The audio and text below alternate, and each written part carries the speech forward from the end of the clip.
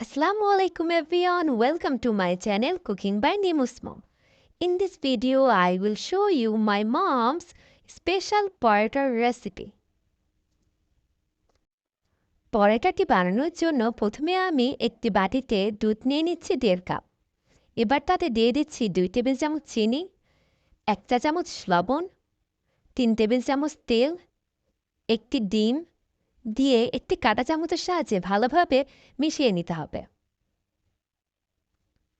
আমার মেশানো হয়ে গেলে আমি এখানে ময়দা দিয়ে দিচ্ছি 3 কাপ।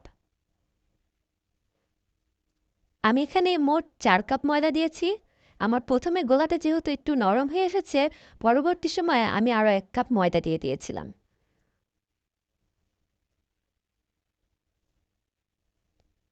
এবার আমি ডোটি ভালোভাবে মাখিয়ে নিব। আমার মাখানোটি হয়ে গিয়েছে, আপনারা দেখতেই পাচ্ছেন। এবার একটি প্লেটের সাহায্যে ঢেকে রাখবো 15 মিনিটের জন্য।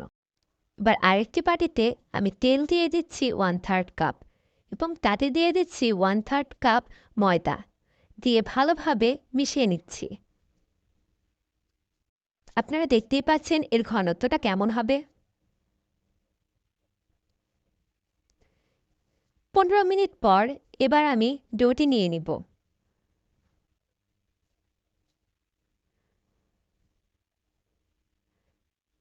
এবার একটি চাকুর সাহায্যে ডোটিকে 4টি অংশে কেটে নিব। আমার কাটা হয়ে গেলে একটি অংশ নিয়ে গোল লাচি তৈরি করে নিব। আপনারা দেখতেই পাচ্ছেন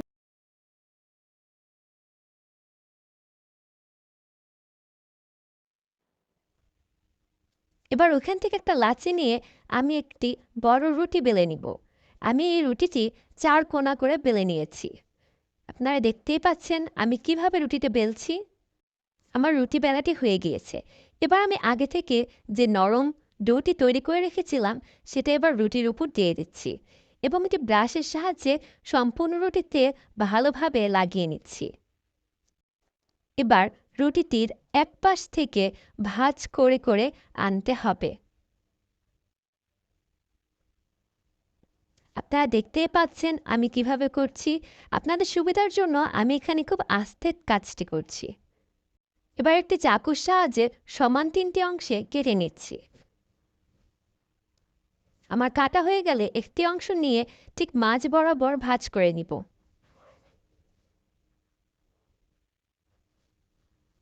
এভাবে আমি প্রতিটি অংশ একইভাবে ভাঁজ করে নিব। এভাবেই কিন্তু একটি রুটিতে আপনারা 3টি পরোটার ভাঁজ তৈরি করে নিতে পারবেন। এবার আমি একটি অংশ নিয়ে পরোটাটি বেলে নেব।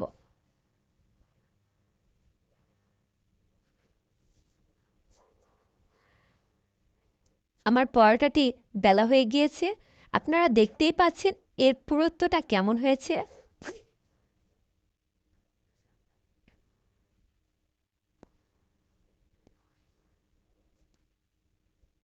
এবার একটি তাওয়ায় পরোটাটি দিয়ে দিব।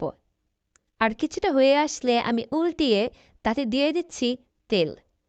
এবার পরোটাটিকে সুন্দরভাবে উল্টে পাল্টে ভেজে নিব। আপনারা দেখতেই পাচ্ছেন আমি কিভাবে করে নিচ্ছি।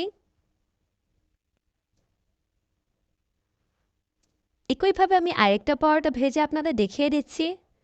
আমি কিন্তু এখানে প্রতিবার পরোটা দেওয়ার পরে একবার উল্টিয়ে তেলটি ব্যবহার করেছি। এ কারণেই করেছি যাতে আমার পরোটায় তেল বেশি না লাগে। আপনারাও যদি আমার এই সিক্রেটটি ফলো করে পরোটা ভাজেন তাহলে দেখবেন আপনাদের পরোটাও আর তেল চুপচুপে হবে না। আমি সবগুলো পরোটা এভাবে ভেজে নিয়েছি। আপনারা দেখতেই পাচ্ছেন আমার পরোটাটি কত সুন্দর, পারফেক্ট এবং সফট হয়েছে। এবার আপনাদের আমি একটি পরোটা ছেড়ে দেখিয়ে দিচ্ছি যেটা কত সুন্দর হয়েছে। আপনারা দেখতেই পাচ্ছেন পরোটার লেয়ারগুলি কত সুন্দর হয়েছে। এভাবেই কিন্তু খুব সহজেই একটি রুটি বেলেই 3টি পরোটা ভাজ তৈরি করে নেওয়া যায়। আর খুব সহজেই খুব দ্রুত পরোটা তৈরি করে নেওয়া যায়। ভিডিওটি ভালো লাগে লাইক কমেন্ট শেয়ার করতে ভুলবেন না। আর আজকের ভিডিওটি কেমন লেগেছে তা অবশ্যই কমেন্ট বক্সে জানাবেন।